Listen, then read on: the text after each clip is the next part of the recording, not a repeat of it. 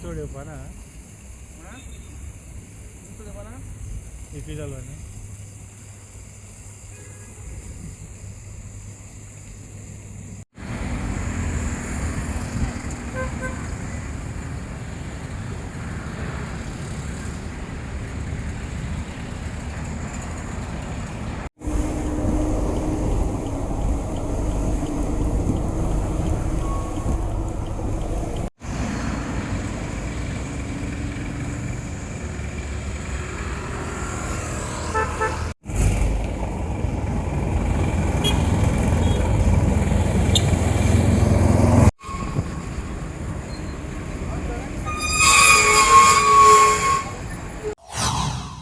I have not really been vocal, I have just been factual.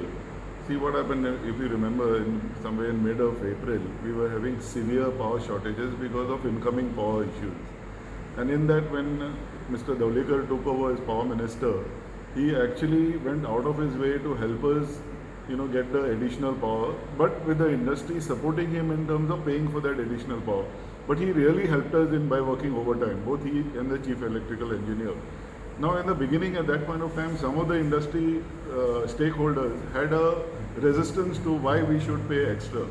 It's a government's responsibility. But somehow Kochkar and all of us managed to convince them, and everyone came on board. But unfortunately, if you see in the last 1.5 month, what has happened is, the incoming power problem is solved. But now there are constant daily shutdowns. Even here now in Sankwal, Verna, every now and then I get calls. But what is the reason? There's a shutdown. 4-5 shutdowns a day. Now people think like, why should we pay extra? They feel cheated. Now this is not related to incoming power. It is the quality of infrastructure. And coincidentally, just before Mr. Davlikar took over, we as Verna Industries Association had given a representation to the Power Secretary, on improving the infrastructure at Verna. Now if you see at Verna, we've got 3 major transformers, 40, 40 and 50, which makes it 110 MVA. Now, and they are nearly 20 plus odd years old. Now they are running at practically 80%, which is full. Now if God forbid something goes wrong, and one of the transformers fails, we are dead. Actually dead, because Verna caters to Zuari Nagar and Vasco. So which means whole of Vasco will go down. So now what will happen? And there's nothing happening in getting a new transformer. But just yesterday or day before, I heard that finally the government has tendered for refurbishment of a old transformer they had in Tibin for putting as a backup in Verna. But that again will take at least 2 to 3 months. So till then what happens? Is a question mark. Definitely we need a better quality and more power. But there are different ways to do it. I think Kochkar, I have not gone into the details, but Kochkar had suggested to them of using the old line without destroying much of the forest area, which is a good solution. Now another thing which the government is doing and probably can do is promote a lot of renewable energy. There's JEDA has got a lot of incentives going on. So if they do, that's what, if JEDA, Power Department all mixed together, they make a holistic plan, Goa can come out of it. So tapping solar energy is the next. It is a very good option. It's a viable option. Because again, indirectly what happens, though we say power, finally power generated through thermal. Thermal means coal. So for the environment it is not good in the end. So only thermal, only solar, then renewable energies, hydro.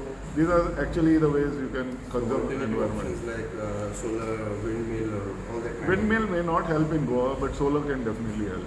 Thanks. Machine.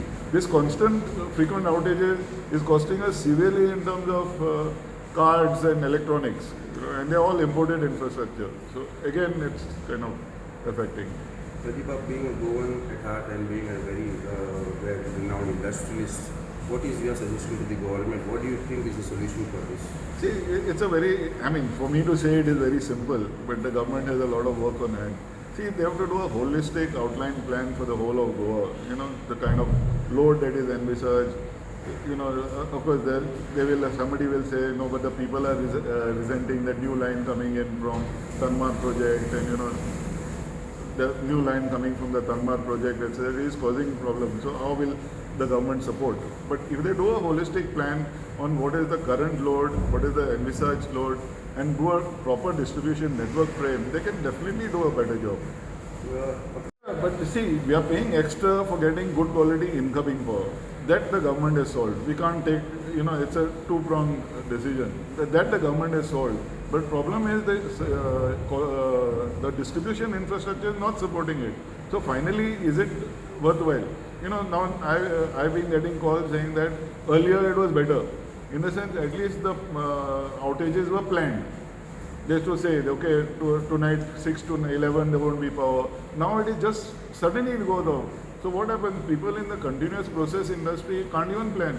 So their whole production, everything goes goes for a toss.